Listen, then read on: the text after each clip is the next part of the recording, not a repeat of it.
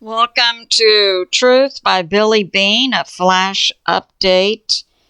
April 21, 2026, time in Texas, about 4 p.m. Some of the things we'll cover. The U.S. and Israel, I believe, could be prepping for a preemptive hit on Iran, based on what Iran is doing. This could indeed be Super Tuesday at 5 p.m. today, Eastern Standard Time.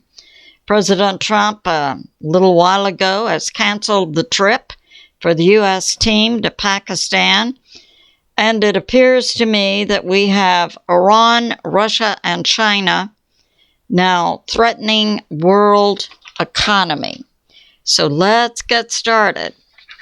I have a Patriot subscriber who noted in my earlier video today that I talked about Russia and China re-weaponing Iran. And she says, don't you mean rearm? Well, rearm, I believe, applies to conventional guns and missiles. It's my perception that Russia and China have re-weaponed Iran with certainly guns and missiles, bombs, but possibly other weapons such as cyber, smart mines, possibly EMP, and so on. Now, it's also my perception that if Russia brought in these new advanced weapons to Iran during the ceasefire, and we had credible sources for that from both Russia and China, that Iran would not have the capability to use these new advanced weapons, and therefore Russia and China must also have brought in special forces or operatives to operate the new advanced weapons from Russia and China. So we see taking place, I believe, in Iran, the beginning of World War III. We have this from U.S. Intel. So, U.S. Intel inside the U.S., CIA, NSA, and so on, believe that IRGC has decided to go out with a bang. It's my perception. This is not an Iran decision alone, that Russia and China are up to their eyeballs in this. And that two sources tie IRGC report, and I put out my last video. I saw this morning on DialogueWorks, Professor Marandi. He's a prof in Iran, but now U.S. Intel puts out that Professor Marandi was specifically instructed to say certain things. And I did hear him saying certain things this morning, which I took to be propaganda. And I'm not so sure that they're not propaganda, but I believe this is part of Iran, Russia, China. And do I think Iran's in charge? No. I believe Russia and China are. And we have this. For Professor Marandi to come out and warn Gulf states and also ships in the Persian Gulf.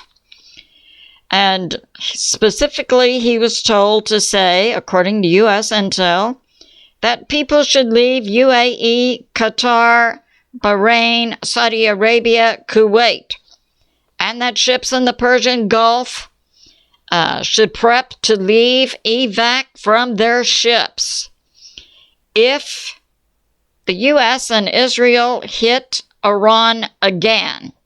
Apparently,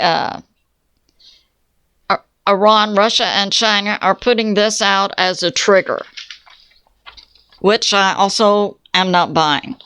We have a third source that says, if the U.S. and Israel hit the IRGC, and I submit also Russia and China inside Iran, that Iran and Russia and China plan to use massive hits, destroying 32% of global oil, and they will target in the Gulf states Yanbu pipeline in Saudi Arabia. So while this conflict has been going on in the Middle East, and Saudi Arabia was deprived of shipping its oil through the Persian Gulf, Saudi Arabia connected a pipeline running from Saudi Arabia out to the Red Sea, Yanbu pipeline. And Iran, Russia, and China also threatened to hit Fujairah oil facility in UAE. And also Iran, Russia, and China plan to instruct the Houthis to close the Red Sea Strait, the Bab al-Mandab, through which Saudi Arabia is now shipping 6 million barrels per day. And U.S. intel also indicates Professor Marandi was instructed by Iran, and I believe Russia and China, to put this out on Tuesday, YouTube, and so on. We also have this from U.S. intel. Professor Marandi was specifically told by Iran, and I believe Russia and China, by the IRGC to warn ships to evac immediately if the U.S. and Israel hit Iran again. And we have this from U.S. intel. The European Central Bank chief warns there could be in Europe rationing of fuel and food, especially since much of the world's fertilizer comes out of the Middle East. Currently, the European Central Bank is offline.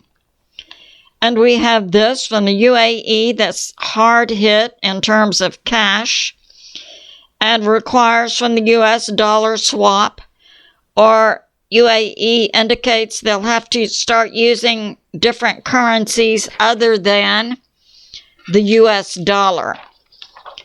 US intel also indicates, now initially the 2-week deadline came at Wednesday, but from the US, Wednesday at 8 p.m. Eastern Standard Time. However, we saw yesterday President Trump putting out on his Truth Social, and we had that source from what was being heard inside the U.S. military, and that was Super Tuesday.